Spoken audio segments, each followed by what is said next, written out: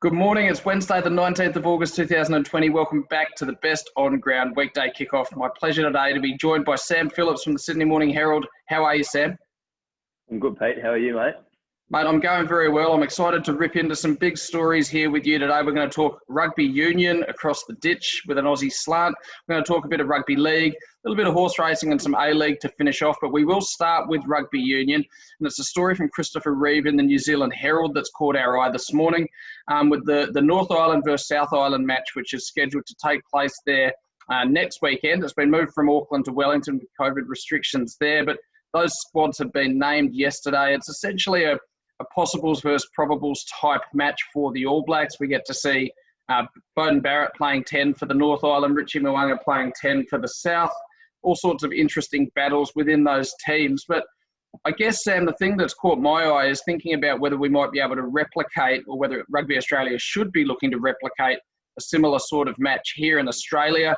We know the Rugby Championship Bledisloe Cup remains a little bit up in the air at the moment with COVID challenges in each of those different countries. Do you think that with Super Rugby AU going along so well, when that comes to a close in a few weeks' time, Rugby Australia should look to have a possibles versus probables Wallabies trial?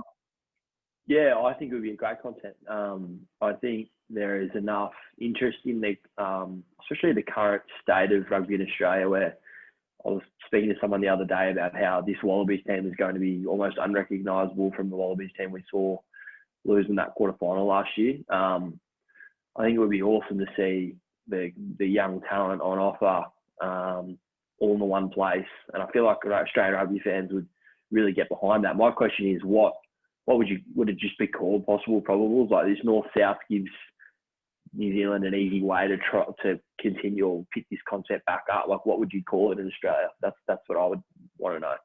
Yeah, it's a good question. A thought that I had was, we know how strong the junior Wallabies were last year. We've been excited to see the likes of Harry Wilson coming through, Will Harrison, Noah Lolosio.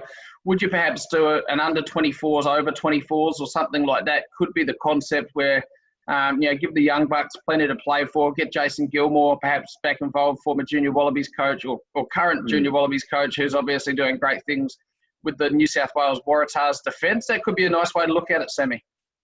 That's a good play, yeah. Especially, as I said, there's so much like exciting young talent. If we probably or possibly could see the under 24s beat the over 24s in Australia. That's how many sort of young guns we have coming through the ranks. And as you say, that under 20s crop, probably the best we've had in 10 or 15 years, the last couple of years. So yeah, I'd love to see it, and hopefully RA pull something together. And it sounds like they're the most forward-thinking RA administration we've had probably since John O'Neill's peak time in charge. So I would like to think that they would be sort of happy to consider it and put the wheels in motion if they think it's going to help the Wallabies moving forward.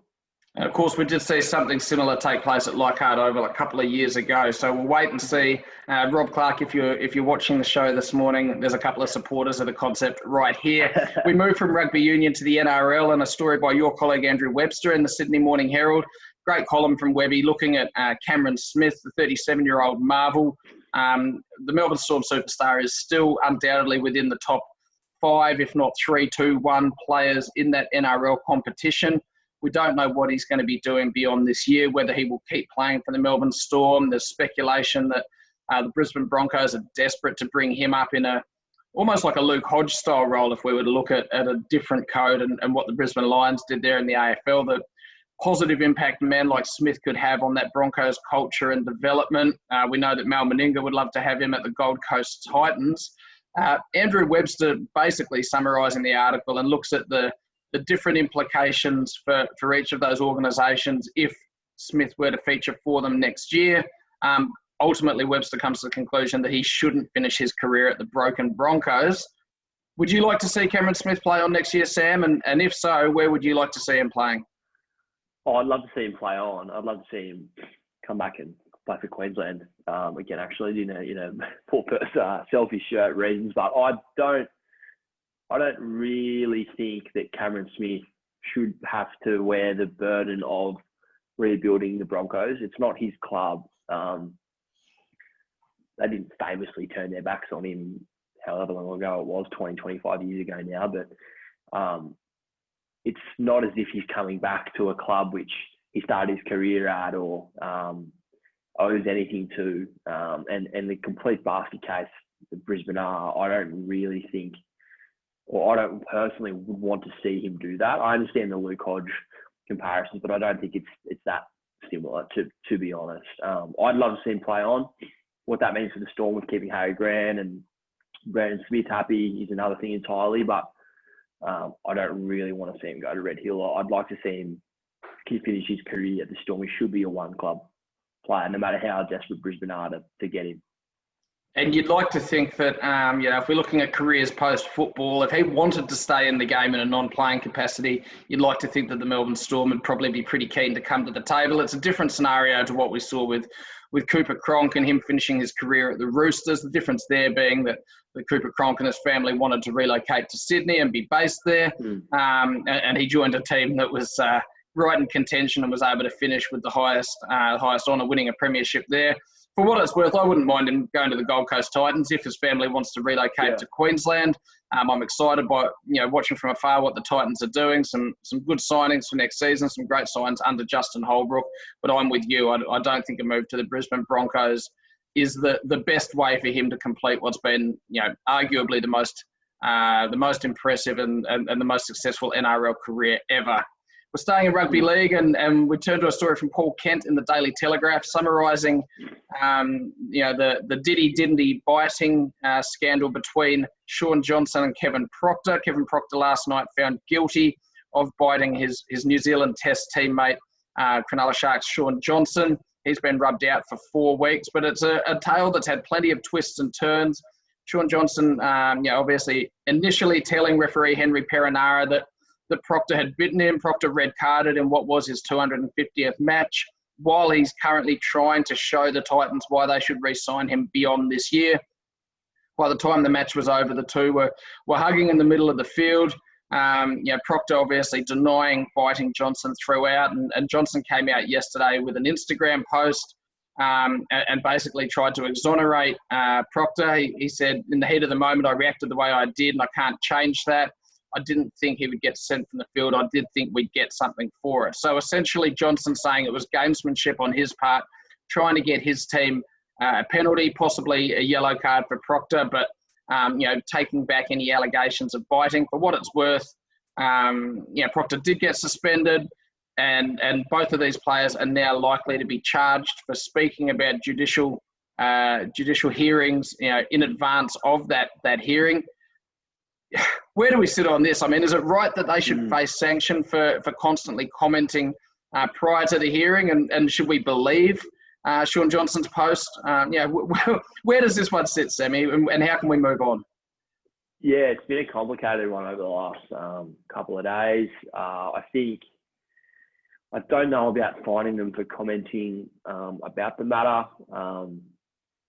I don't really think that has any influence or impact on the judiciary or the lawyers on either side who are fighting this case. I find that a bit bizarre, to be honest, that they will be fined for it. As for the incident itself, I think Shaun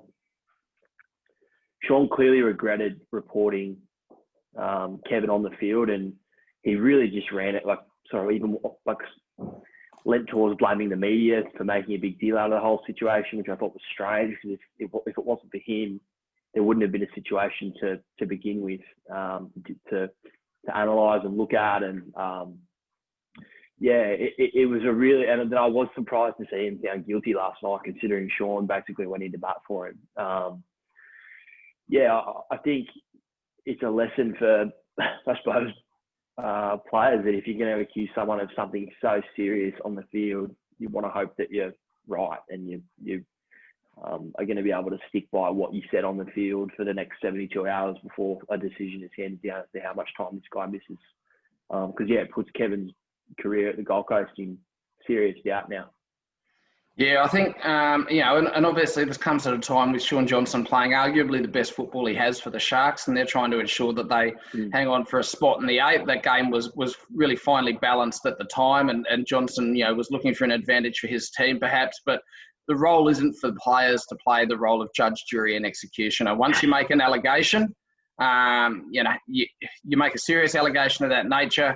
It obviously had a massive impact on that game of football.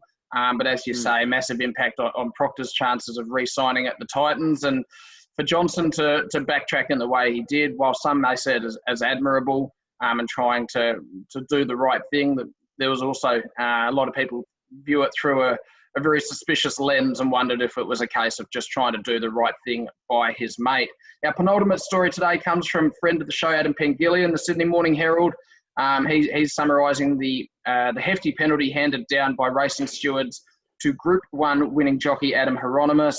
Hieronymus has been suspended and immediately launched an appeal, we should say, to a 3-year ban that saw him found guilty of 30 of 31 different betting charges. The charges accused the 30-year-old Group 1 winner of facilitating bets through a sports bet account of his cousin, Blake Payne. The minimum suspension for this type of offence is 2 years, and his lawyer argued that any ban beyond that mandatory minimum would effectively be a death sentence for his racing career. He referenced the challenging environment we live in at the moment, where employment is really hard to find, let alone for somebody who is going to have to look for a new industry, a new vocation. The flip side of that is that Hieronymus and his cousin Payne, who's also been suspended for 2 years and 4 months, that they didn't really cooperate. They have been found guilty of not being truthful in the hearing, and we end up in a situation, a really sad one, where a really promising jockey who was really starting to hit some major career heights, a third-generation jockey as well, won't be able to race until 2023, essentially the spring carnival then. Sam, does the punishment fit the crime here? We look at, say, Damien Oliver, 8-month suspension back in 2012 for betting $10,000 on a horse an opposing horse in the same race. In this instance here, no suggestion that Hieronymus has bet against his own horse. At the same time, a message perhaps had to be sent by the stewards. Yeah, I think is the punishment fitting the crime is a very good question. I would say no. I would say the crime is.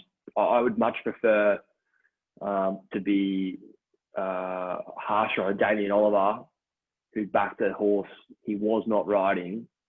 And I know it was only one bet, but the string of bets has clearly left Adam in this situation. But the fact that this is like a moral or ethical dilemma and the rules of racing dilemma, I wouldn't see an issue if, like, trainers are allowed to bet, if they just made it publicly available information which horses jockeys were betting on. I don't really have an issue with this. 3 years is a very long time.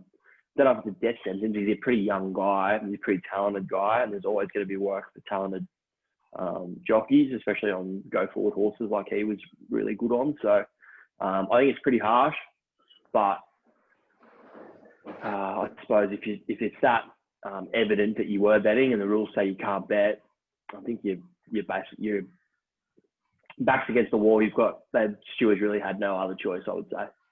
Yeah, when you don't necessarily cooperate or you're found guilty, and again, I'll preface it by saying that he is appealing, but he's been found guilty of being untruthful throughout the hearing as well. It makes it difficult to then argue that the minimum suspension should be put in place, would be my major take from it.